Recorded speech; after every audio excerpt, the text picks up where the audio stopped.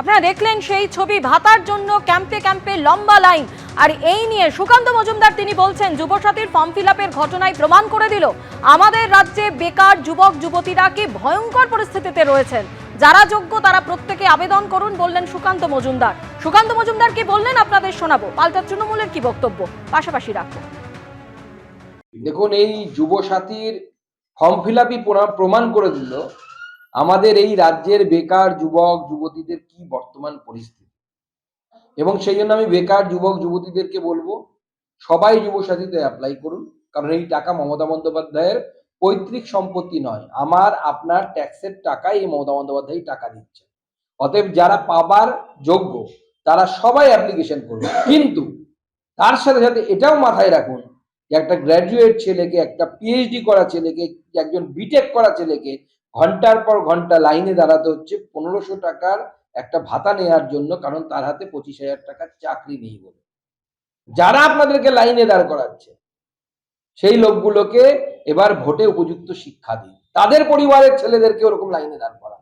তৃণমূলের নেতাদের ছেলেরা যেন আগামী দিনে ওইভাবে লাইনে দাঁড় হয় 1500 টাকার ভাতার জন্য, তার ব্যবস্থা। 2014 সালে ক্ষমতায় আসার আগে বিজেপি, নরেন্দ্র মোদী ওনারা বলেছিলেন বছরে 2 কোটি চাকরি দেবেন। 12 বছর হয়েছে, 24 কোটি চাকরি হয়ে যাওয়ার কথা। একজনেরও কেন্দ্রীয় সরকারি চাকরি হয়েছে কিনা? উল্টে কেন্দ্রীয় সরকারের আর্থিক নীতির যে খারাপ প্রভাব, তাতে বিপুল পরিমাণ নতুন করে লোক বেকার হয়েছেন। সারা ভারতবর্ষে বেকারত্বের হার বাড়ছে, আর পশ্চিমবঙ্গে উলট পুরাণ চাকরি এবং স্বনির্ভরতা বাড়ছে। তারপরেও যারা এখনো অপেক্ষায় আছেন, হয়তো 2 দিন বাদে হবে, তাদের যাতে আনুষঙ্গিক সব খরচ ইত্যাদি সুবিধা হয়, সেই জন্য মাননীয় মুখ্যমন্ত্রী এই যুবসাথী প্রকল্প করে দিয়েছেন। তো সেটা 2 হাত তুলে মানুষ সাদরে গ্রহণ করছেন। একদিকে আপনারা দেখলেন যে চাকরির দাবিতে পথে চাকরি প্রার্থীরা, আর অন্যদিকে ক্যাম্পে ক্যাম্পে ভাতার জন্য দেখা যাচ্ছে লম্বা লাইন।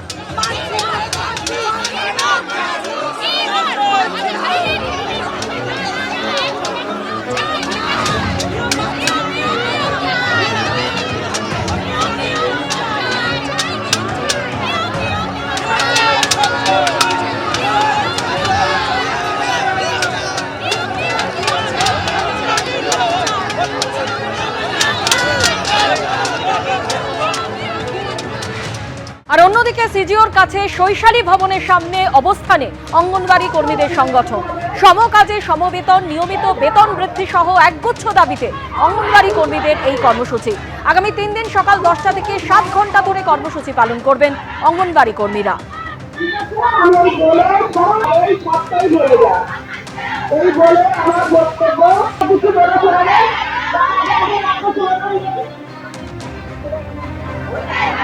কলকাতার পাশাপাশি নজর রাখবো শিলিগুড়ির দিকে, যেখানে শিলিগুড়ি পুরসভা ঘেরাও বিজেপির যুব মোর্চার।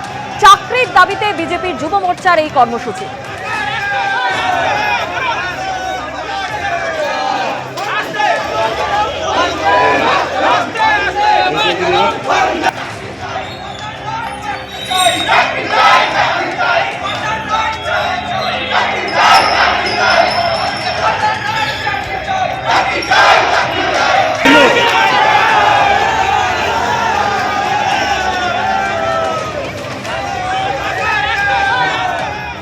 একদিকে যখন বিকাশ ভবনের সামনে এই ছবি, তখন বিধানসভা ভবন অভিযান চলছে অন্যদিকে আপার প্রাইমারি চাকরি প্রার্থীদের।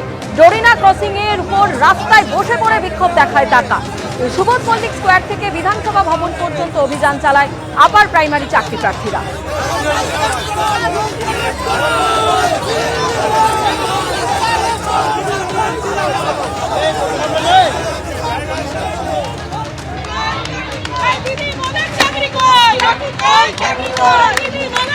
ফের চাকরির দাবিতে পথে চাকরি প্রার্থীরা। এবার আপার প্রাইমারির যারা চাকরি প্রার্থী তারা মিছিল করেছিল সুবোধ মল্লিক স্কোয়ার থেকে। দাবি একটাই, যে ভ্যাকেন্সি ছিল সেই ভ্যাকেন্সিতে প্রায় 9,500 চাকরি প্রার্থীর ইন্টারভিউ হয়েছে এবং তাদের নিয়োগের প্রক্রিয়া চলছে। কিন্তু এখনো এরকম অনেকে আছে যারা ইন্টারভিউতে ডাক পাননি এবং তারাই আজকে পথে নেমেছিলেন। সুবোধ মল্লিক স্কোয়ার থেকে মিছিল করে তারা আসেন, বিধানসভা অভিযানে ডাক দিয়েছিলেন তারা, কিন্তু তাদের বক্তব্য পুলিশ তাদের মিছিল বিধানসভা পর্যন্ত যাওয়ার অনুমতি দেয়নি। তাদের একটি প্রতিনিধি দল তারা বিধানসভায় যাবেন এবং তারপর সেই মিছিল নিয়ে যখন তারা ডোরিনা ক্রসিংয়ে আসেন, সেইখানে এসে বেশ কিছুক্ষণ তারা রাস্তার উপর বসে পড়ে। যান চলাচল একেবারে স্তব্ধ হয়ে যায় এবং যারা চাকরি প্রার্থী তাদের যেটা দাবি যে 2022 থেকে তারা এই আন্দোলন চালিয়ে যাচ্ছেন, চাকরির জন্য লড়াই চালিয়ে যাচ্ছেন, কিন্তু এখনো পর্যন্ত তারা নিয়োগ পাননি। আর কতদিন অপেক্ষা করতে হবে?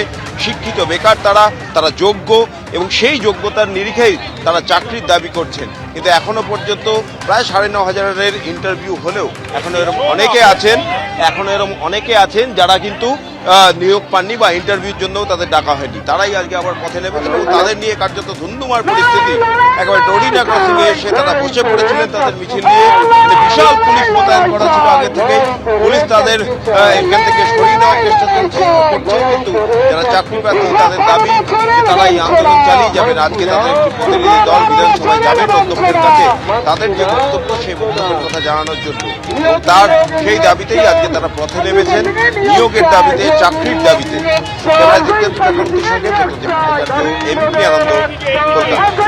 আমাদের দাবি একটাই, সেটা হচ্ছে যে আমাদের যে 5,401টা সিট বাকি রয়েছে অনগোয়িং প্রসেস যেটা চলছে, তার মধ্যে কমিশন প্রদত্ত 14,339টা সিটের মধ্যে 9,500 সিটে নিয়োগ হয়ে গিয়েছে। এখন 5,401টা সিট বাকি আছে। আমরা শহীদ মাতঙ্গিনী হাজরার মূর্তির পদতলে প্রায় 200 থেকে 250 জন ক্যান্ডিডেট রয়েছি।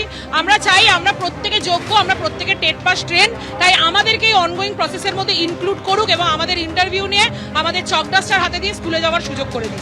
আমরা বাদ পড়ে গেলাম কেন? কমিশনের কাছে বলতে গেলে ওরা বলে যে টেকনিক্যালি প্রবলেম। আমরা বলতে চাইছি টেকনিক্যালি প্রবলেম হোক বা দুর্নীতি হোক, যেটাই হোক সেটা এখন বাদ দাও। এখন যে আমাদের জন্য যে 5,401টা সিট পড়ে আছে, সেই সিটে আমাদের নিয়োগ দিয়ে নিয়োগ সম্পূর্ণ করো, এইটাই হচ্ছে। সেই সিটটা যেন ফিউচার ভ্যাকেন্সিতে কোনোভাবেই কনভার্ট না হয়, কারণ ফিউচার ভ্যাকেন্সিতে যদি কনভার্ট করো ওই সিট কনভার্টটাও বেআইনি। এবিপি আনন্দ, এগিয়ে থাকে, এগিয়ে রাখে।